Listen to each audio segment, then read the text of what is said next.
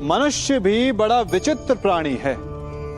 अपनों से नीचे के स्तर के लोगों को वो हे दृष्टि से देखता है, उनका उपहास उड़ाता है, उनसे बार बार कहता है कि तुम्हारा कुछ नहीं हो सकता, तुम भविष्य में कुछ नहीं कर पाओगे।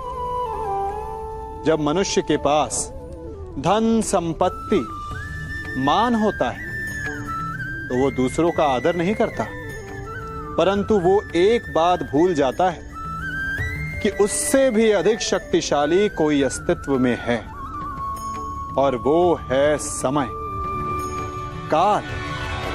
काल अपना चक्र कब बदलेगा ये कोई नहीं जानता। समय अपनी करवट कब लेगा ये कोई नहीं जानता। कोयला भी समय के साथ साथ हीरे में परिवर्तित हो जाता है।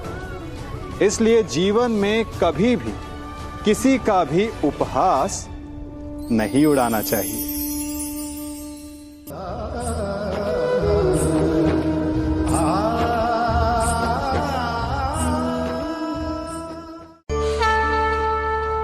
गर्व,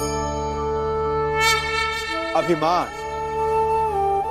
और अहंकार, ये तीनों सुनने में एक जैसे लगते हैं, परंतु तीनों का अर्थ भिन्न होता है और परिणाम भी।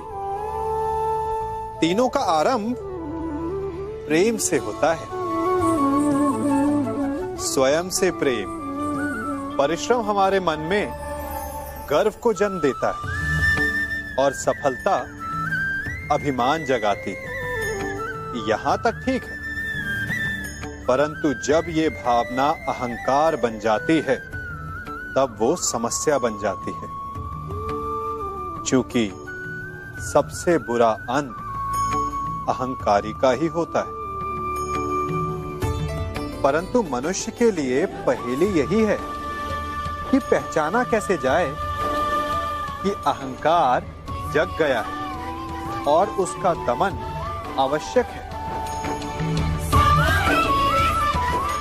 इसका उत्तर मैं नहीं, आपका मन देगा। जब तक आप स्वयं से प्रसन्न हैं, जब तक आप सबसे ऊंचा उठने का प्रयास कर रहे हैं, तब तक ठीक है। परंतु जब आपके मन में दूसरों को नीचा समझने का भाव आ जाए तो सावधान हो जाइए, क्योंकि यही अहंकार है जो वास्तव में आपको हीन कर रहा है।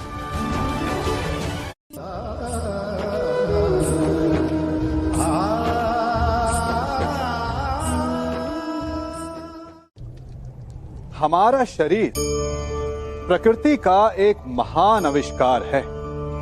इससे जटिल संरचना संसार में और कोई नहीं। हमारा शरीर जितना जटिल है, यदि इसे ठीक से जाना जाए तो इससे अधिक सरल ज्ञान देने वाला और कोई नहीं।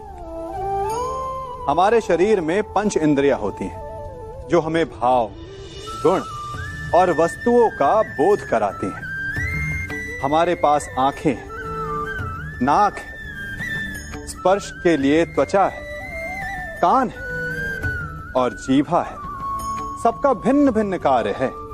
आंखों से देखना, कानों से सुनना, नथनों से श्वास लेना, त्वचा से स्पर्श करना और जीभा से स्वाद लेना। परंतु क्या आपने कभी सोचा कि प्रकृति ने हमें 2 आंखें दी, 2 नथने दी, 2 कान दी, स्पर्श के लिए ये पूरा शरीर दिया, परंतु जीभा केवल 1 दी?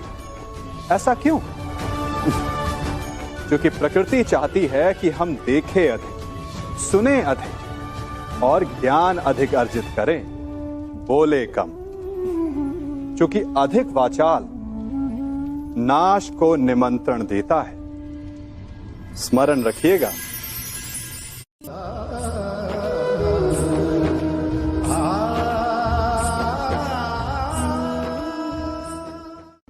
मनुष्य की सबसे बड़ी दुर्बलता क्या होती है? सोचिए। धन, प्रेम, अहंकार। मनुष्य की सबसे बड़ी दुर्बलता होती है उसके रहस्य। चाहे आप कितने भी शक्तिशाली क्यों ना हो, कितने भी प्रबल क्यों ना हो, परंतु उसके रहस्य उसके नाश की चाबी होती है। इसलिए यदि प्रबल रहना है, शक्तिशाली रहना है, समर्थ रहना है, तो अपने रहस्य को किसी को भी ना बताएं, ना मित्र को और ना ही शत्रु को, क्योंकि समय पड़ने पर कब कौन शत्रु हो जाए ऐसा कहना संभव नहीं। विभीषण को रावण के अमृत कुंड का ज्ञात था, इसीलिए प्रभु श्री राम रावण का वध करने में सफल हो सके। इसलिए उचित यही है कि आप अपने रहस्य को स्वयं तक ही सीमित रखें।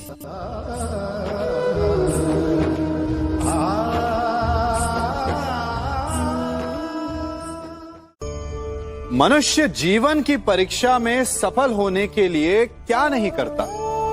वो परिश्रम करता है, दौड़ भाग करता है, और ये सब करने के पश्चात भी जब उसका काम नहीं बनता तो वो नकल करता है ना? तनिक लौटिए अपने बचपन में, स्मरण कीजिए अपने बचपन की स्मृतियों का। क्या स्मरण हुआ? विद्यालय में जब आप परीक्षा देने जाते थे तो क्या होता था? आप ना सहे, परंतु कोई ना कोई सफलता पाने के लिए नकल करता ही था और उत्तीर्ण भी हो जाता था, है ना? परंतु जीवन की परीक्षा ऐसी नहीं होती। नकल करने वाला सफल नहीं होता। कारण विद्यालय में सबके प्रश्न पत्र एक होते थे, परंतु जीवन के प्रश्न पत्र और उनकी कठिनाई सबके लिए भिन्न होती, तो निश्चित रूप से उनके उत्तर भी भिन्न होंगे ना। इसलिए यदि आपको जीवन में सफलता पानी है तो नकल ना कीजिए, स्वयं के प्रश्नों का उत्तर स्वयं ढूंढिए और सफलता आपकी ही होगी।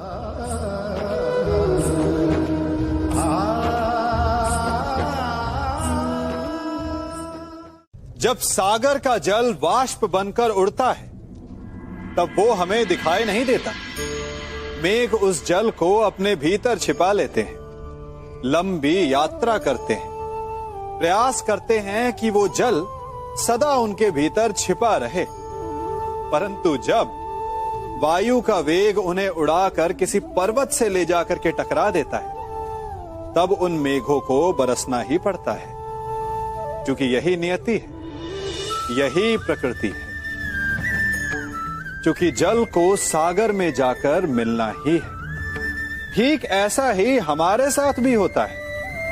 हम सत्य को अपने मन के मेघों में चाहे जितना छिपाने का प्रयास कर लें, परंतु समय की आंधी उसे वास्तविकता के पर्वत से ले जाकर के टकराकर हमारे समक्ष ले ही आती है। जिस भय के कारण आप सत्य को सामने नहीं लेकर आना चाहते, एक दिन वही भय हमारे समक्ष आकर खड़ा हो जाता है और फिर हम लाचार हो जाते हैं, क्योंकि हमने उस भय का सामना करने की तैयारी नहीं की होती। इसलिए सत्य से भागे नहीं, उसे छिपाए भी नहीं, उसे स्वीकार करें। भविष्य की बड़ी विपत्ति से बच जाएंगे।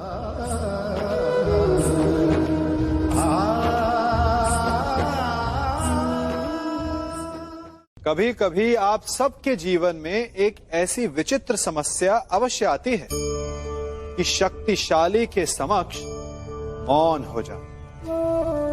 कि उस शक्तिशाली से विवाद करने से बचने के लिए आप मौन रह जाते।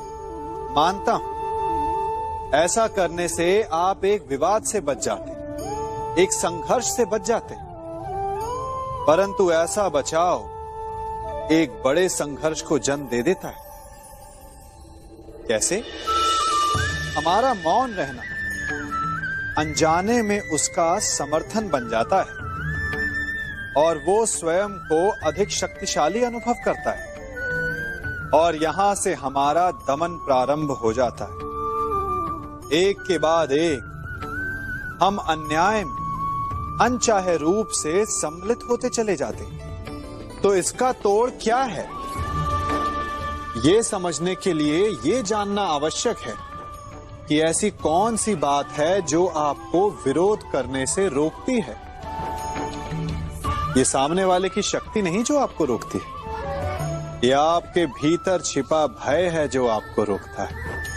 हाँ, कभी कभी भय आपकी सुरक्षा अवश्य कर सकता है, परंतु साथ साथ ये भी जानना आवश्यक है कि ये भय ही है जो आपको मौन भी रखता है। इसलिए अपने मन से भय को निकालिए और खुलकर अनीति का, अन्याय का विरोध कीजिए, और फिर देखिएगा आपका मन कितना मुक्त, कितना हल्का अनुभव करेगा।